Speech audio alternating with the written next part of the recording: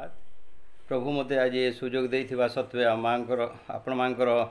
सम्मुखें ये परमेश्वर वाक्य को रखा निमंते मते साहाय्य करिथिबा सत्वे मंडल प्रत्येक कर्मकर्ता मानू ता सांगे सांगे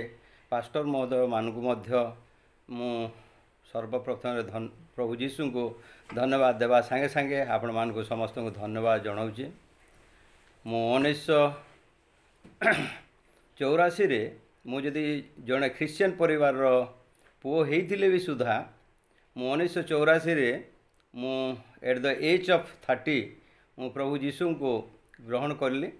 आउ से दिन ठारू मु प्रभुंकर सेवा आराधना रे मंडली जो मंडली रे मो मंडली रे जो मंडली रे भी अंतर्भुक्त थी बा अच्छी से जगह मु कौन करूँ ना परमेश्वर वाक्य पालक महोदय मान पाखु शुणिले भी सुधा कौन किंतु मो जीवन रे थिला जे मनुष्य प्रकृति रे ए क्रियाक्रम करी ए जदि आमर किसी भूल होउची या पाप होउची आ निज को निज कौन भावुली ना मु प्रकृति रे अनेक भूल रे अच्छी आ एटा पाप अटे आ मु स्वर्ग जाई पारिबी नाही प्रभु जीशुंकर प्रिय पात्र होई पारिबी नाही आ सब बेले मो मन रे गोटे भय थिला आ से भय हो तो मु अन्य कहा सम्मुखरे जदि जणै पारु नथिली किंतु निज भितरे से समस्त मो भितरे जो भूल जो प्रोडक्ट होउतला ताहा मोर भितरे ताहा आंदोलन करूला। आउ अनेक दिन परे मु जेतेले मु देखिली आमर राउरकेला रे पास्टर राजीव प्रधान बाबू को तांको संगे मोर देखाला भितर मोर प्रथम देखारे से मते प्रार्थना करने को कहले आउ से मते आ किछि कहि नाहंती। मु प्रार्थना कला समय मु प्रार्थना कली जे प्रभु मु पापी अयोग्य दिनहीन यही वार्डटा लगेली किंतु तफात भी से मते से प्रथम दिन मते किछि कहले नहीं। आउ थरे दुई थर परे से मते अवश्य वाक्य माध्यम रे देखैले आ मते कहि नाहंती जे ये भूल ये भल ये ठीक ये कथा कहि नाहंती। आउ सेई दिनरु मु तांकर से वाक्य अनुसार अनेक समय रे तांकर संपर्श रे आसीजी किंतु जेते बेले ये सीएलएफ रो सुजोग सुविधा आसला ए कोरोना समय रे ए लॉकडाउन एंड शटडाउन समय रे प्रभु आम्हांकुर जो वाक्यर जो दारिद्रता जो थिला जो अनुभव थिला प्रभु आम्हांकु अनेक वाक्य तांकर दासमान को जरिया रे ए गुड न्यूज जरिया रे अनेक वाक्य मु सुनिबा को पाइली। और जेतेले मु वाक्य शुणुथिली आ अनेक वाक्य मु शुणिछि जहा कि प्रथमे मु शुणिली जेते बेले आपण एवरी पुस्तक रोमियो पुस्तक लोक पुस्तक चारि सुषमाचार भर्ती मु माने वाक्य परमेश्वर मु शुणिली। ता संगे संगे एबे मझिरे मध्य एस्टर विषय नहीं मु शुणुली एस्टर पुस्तक रे आदि पुस्तक रे विषय जाकब विषय शुणुली। आउ मु जेतेले देखुली जे प्रकृति रे राजा महाराज पीरियड रे यहूदी राजा मानकर पीरियड रे मु देखुली जे साउल हैला दाऊद हैला तांकर विषय नहीं मु जेतेले शुणुली मो से समस्त वाक्य उपरे संतोष मो हृदय भितरे ता संतोष जात गला। और ये वाक्य प्रकृति रे ए वाक्य सत्य अटे या मिछ नुहे आ मु कहार प्रवचन रे कहार चापरे मु आसीनी प्रभु ये वाक्य मते जेदेले देले मु देखिली मनुष्यर क्रिया कर्म किंबा तार कौन सी एजुकेशन किंबा तार प्रॉपर्टी तार कौन सी बड़ पोस्ट से केबे भी मनुष्य को पवित्र किंबा धार्मिक करि पारिबो नाही। कारण मु काली शुणुथिली बाय एग्जाम्पल परमेश्वर सबु बेले कौन करिसंती ना शक्तिशाली को साहाय्य न करिगिरी सबु बेले से वीकर को साहाय्य करिसंती जे दुर्बलता को साहाय्य करिसंती। मु से अनुभव कली जाकब आदि पुस्तक रे जेतेले मु देखुची जाकब किछि नथिला जाकब से समय कौन करुच्ची ना से मु भावुची जे मते पाप हेबो मते पाप हेबो बापा पाखरे धरा पड़बी किंतु सही समय ता माँ कहउचंती ना रे पुओ जहाँ भी हेबो मो उपरे हेबो। आउ तार विश्वास सहित से कौन करुच्ची ता बापा पाखु जाउची एवं से कौन करुच्ची आशीर्वाद पाउची। आउ से दिने इस्राएल हिसाब रे ख्याति नाम हिसाब रे तार कौन करुच्ची ना ता जीवन यापन परिवार से समस्त विषय यहूदी मान को भितरे से समस्त विषय अनेक डेभलप रे आसीजी। यह जाकबर कौन सी प्रकार शक्ति नाही परमेश्वरंकर प्रभु जीशुंकर परमेश्वरंकर करुणारू से दिन जाकब को मध्य ताहा इस्राएल हिसाब से नामित करागला। मु देखुची साउल मध्य कौन कले ना से पाखे अनेक सैन्य थिले, अनेक सैन्य सामंत थिले, किंतु से कौन करिसेंती ना